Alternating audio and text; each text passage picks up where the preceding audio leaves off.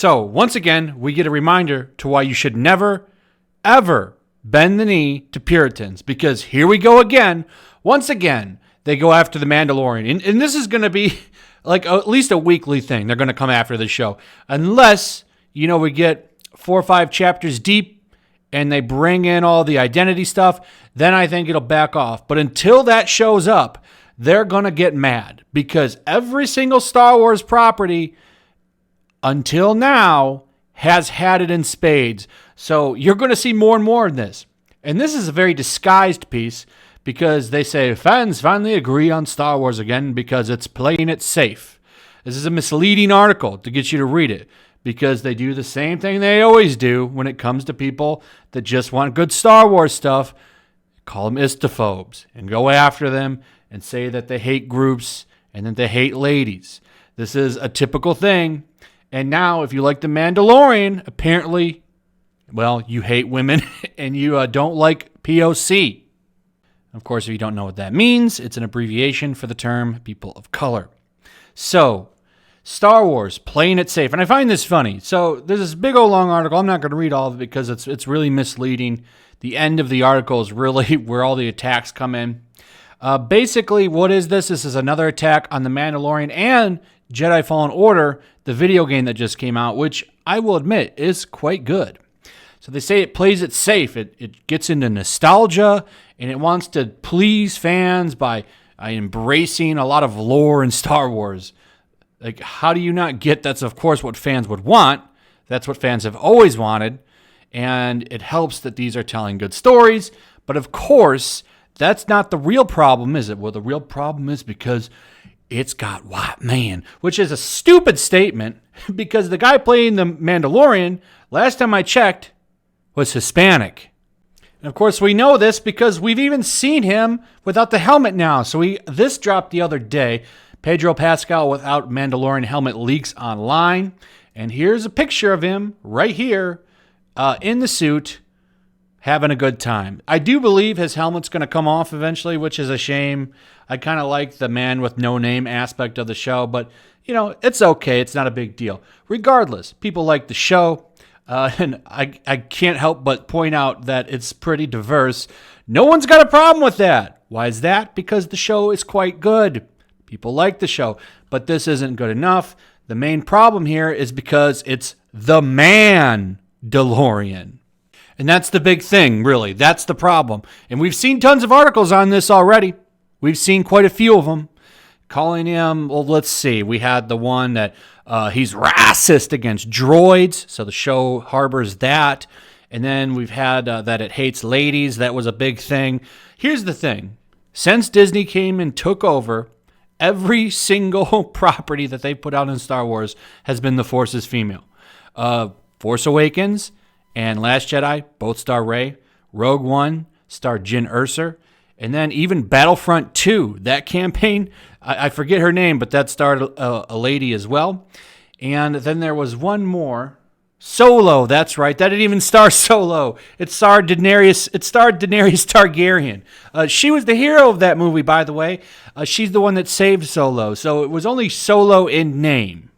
But of course, if it's still a good story, people will like it. And I want to point to Rogue One for that, which even the author of this article acknowledges that people appear to like Rogue One because it is a pretty good Star Wars movie.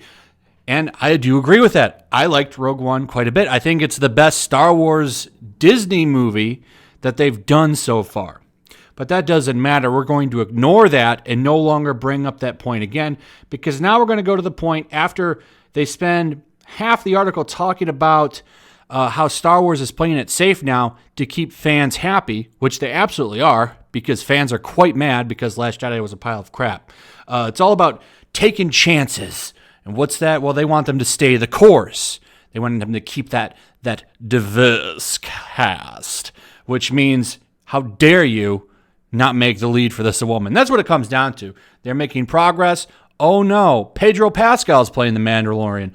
Uh-oh, we've lost one. So the goalposts get moved back. They've lost a central node in their culture fight here, and they want it back. So what do? They go after the fans that complain about it, and that's exactly what they're about to do.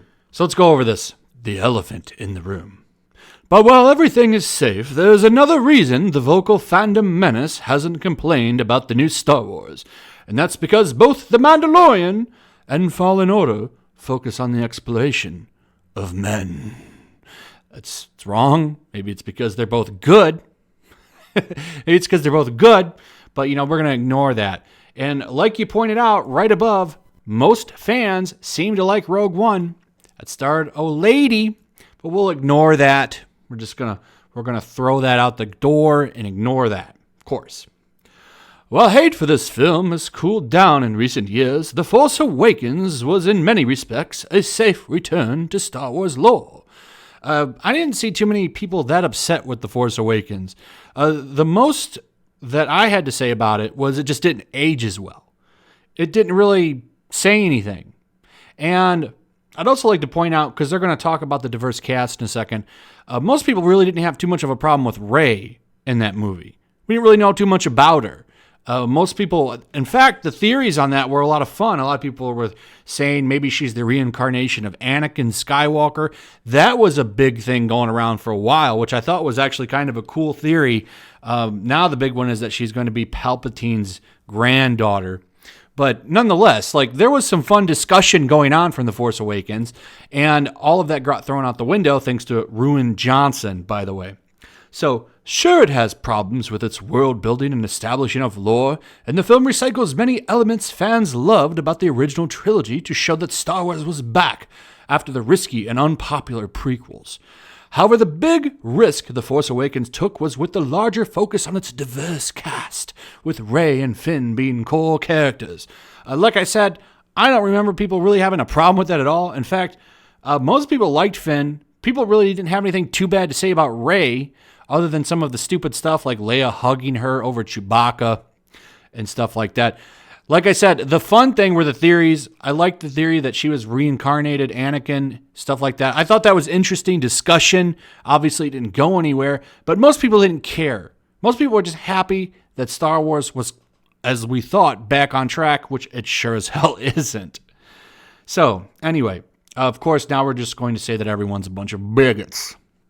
Star Wars has primarily focused on white men as the lead characters, from Luke to Anakin. People of color like Lando Calrissian and Mace Windu, while popular, often served as secondary characters. Of course, James Earl Jones voiced Darth Vader, but we just heard his voice. Most people wish Finn would have been the primary character because, in all honesty, he had the most interesting story out of anybody. He was a clone trooper. Or not a clone trooper, I'm sorry. He was a stormtrooper. He was a stormtrooper who got a conscience and turned himself under a new leaf and joined the resistance. And, it was teased that he was going to be a Jedi. No, he wasn't. Instead, he just gets to be in the background again. And that's literally what they did with him in The Last Jedi. Like I said, these people pretend to care about black people. They don't. They could care less about them. All they want is for them to be props in the movie. As long as that's there, they're happy. These people are literally the biggest fakes on the planet. In fact, I saw Geeks and Gamers did on this. I'm going to have to track down the study, but in his video, the data from his article he was going over says that it's the white liberals that are really the most racist people in the country. And I honestly believe that. I believe they disguise I believe they disguise it with this stuff. Like they're so woke so that you don't think that they really are the ones that are the true haters. I think that there's some real truth to that. Anyway, the Mandalorian is played by Pedro Pascal, but like James L. Jones, we only hear his incredible voice work. We don't see his face. Like, what would that have to make the story any better? Of course, you have to see his face. We got to make sure, you got to remind it all the time what he is. It doesn't matter who he is or his acting or what he's doing. No, what matters is what he is to these people. And this is why the storytelling is trash in everything coming out of Hollywood nowadays. Because all that matters are these stupid check boxes, and they don't care about stories. And that's why they're getting left behind by anime and manga. Anyway, we don't see his face. And then the guy from Fallen Order, well, guess what he is? He's white. He's white man. While both have diverse casts of actors and characters, the diversity is a little less visible than it is in the mainline Star Wars titles. Which means that the racist and sexist members of the fandom have little to publicly complain about when discussing forced diversity. No one's complaining about it because they're good. See, this is where this argument doesn't hold up, as he calls everybody racist, right? When the main character in The Mandalorian is Hispanic. But, that doesn't matter. We're going to ignore that because you disagree with me. And because of that, well, you're an istophobe and you need to be canceled and thrown into the trash. That's literally the mindset of this author, 100%. Go check out his Twitter if you don't believe me and look at the stuff he says. Diverse casts remain a huge risk. While both Fallen Order and The Mandalorian are superb, it's undeniable also that part of their pacifying impact on the Star Wars fandom is due to bigots not complaining, though granted many are trying to complain. And then he posts a video from the Quartering making fun of people like the author of this article that are butthurt about The Mandalorian and Fallen Order. They're butthurt about it because this is absolutely a win for the fans, this show, because Disney listened to the fans. And they're butthurt about that. They don't want them to listen to the fans. They want them to listen to them. That's who they should be listening to. And when they don't get listened to, I want to say effing so bad. They throw effing tantrums all over the place. And all these little garbage media journalists come out and they write these stupid articles to try to get companies to bend the knee. This is what they do over and over again. And then we have Ethan Van Sciver here saying that he's terrible because he made a joke. Remember Anita Sarkeesian came out and said that stuff about, and she obviously didn't even watch the show and she had that hot take. And then comic artist Pro Secrets here says, seen but not heard. Perfect. He's obviously making a joke.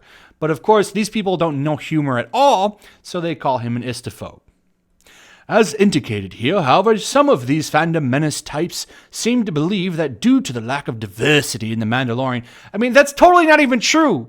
The main character is totally being ignored here. They have won, in quotation, some theoretical fight over Star Wars diversity. This sadly casts a dark cloud over the success of The Mandalorian for reasons entirely outside of Disney and Lucasfilm's control. It is undeniable that the risks Star Wars took in the past upset an outspoken minority in the fandom. Without these risks taken, this minority can't find fault, and thus they have won. We absolutely did win. This is why you're writing this butthurt article, Anthony. You're writing this article because we did win. The Mandalorian is everything we wanted so far. And you're right. There really isn't much to complain about other than maybe the score sounds a little bit weird, but it's growing on me. No one's complaining about Pedro Pascal playing the Mandalorian. No one gives a shit. The only one that cares are you people who look for it literally everywhere. You'll literally pause scenes and count crowds like some quota in entertainment. This is why your media is going away, and I can't wait for that. Can't wait for it. Either way, we did absolutely get a win here. And I'm sure after the dumpster fire that is the rise of Skywalker, we're going to get more wins because I think they're going to do whatever they can to make fans happy from here on out. And I do think that maybe, just maybe, they're going to stop listening to you clowns, which would be a very, very smashing success. And I hope they do it. We'll see. Obi-Wan will be the next real test. And then, of course, whatever comes after that, there's that movie in 2020 or 2022. If that movie turns out to be good, we'll see. But for now, the TV shows are great. And we absolutely did get a win. Anyway, that's pretty much it. I'm sure we'll get another attack on this show real soon because they're so butthurt about it. Anyway, give me your thoughts. Tell me what you thought about this article. Let me know what you guys think about these clowns getting mad about the show because it's The Mandalorian. I'd like to hear your thoughts on that. Remember, comments and likes really help the channel. Also, happy Thanksgiving to all of you out there. And I hope you have a great time with your friends and family. Anyway, that's all I've got. Make sure you still subscribe. Subscribe if you're new. Hit that notification bell. And I'll see you on the next one. Peace. Also, if you want to help support the channel, check out my Teespring store. There's a link in the description. You can find some merchandise in there that you might want to check out. Also, take a moment, make sure you're still subscribed to the channel. There's something going on right now, and they've been unsubscribing people. So just take a second and double check on that, and subscribe if you're new.